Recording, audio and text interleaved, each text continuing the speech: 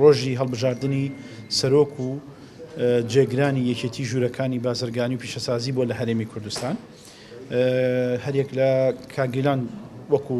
گەیلان سعید وەکو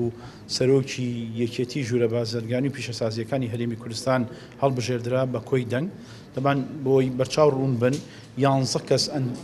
ئەندامی دەستەی باڵان ئەو 11 کەسە بۆیان هەیە دەنگ بدەن لەو 11 10 کەس ئامادە بوو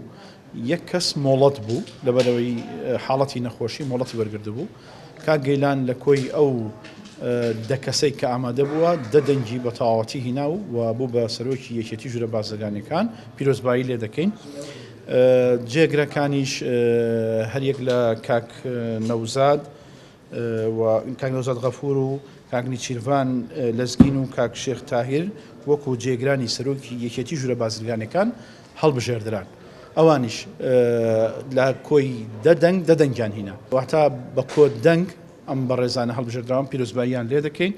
سەرکەوتوو بن بەڕێزان ئێمە لە ماوەی ڕابردوو وەکو لیژنەی باڵا دوای ڕێخستنی هەڵبژاردننی ژوورەکانی هەولێر و سلێمانی و دهۆک و هەڵەبجە پاشان تا ئەنجامدانی ئەم هەڵبژاردنەی ئەمڕۆ کارەکانی یەکێتی ژوورەکانمان ڕایی کردووە بەڕێکوپێکی کارەکان ڕۆیشتووە پاشان ئەمڕۆ وەکو کۆتا ڕۆژی ئێمە لە لیژنەکە هەموو دەسەڵاتەکانی یەکێتی ژوورە بازرگانەکان گەڕایە بۆ بەڕێزان سەرۆک و جێگران و ئەندامانی ژوورە بازرگانەکان کە کاری خۆیان بکەن هیوای سەرکەوتنیان بۆ دەخوازین هیوادارین بە یەک دەنگ وەکو یەک تیم کاری خۆیان بکەن و ئەمەش ببێتە مایی ئەوەی کە هەموو ڕێکخراوەکانی دیکەی هاوشێوەی ئەم ڕێکخراوە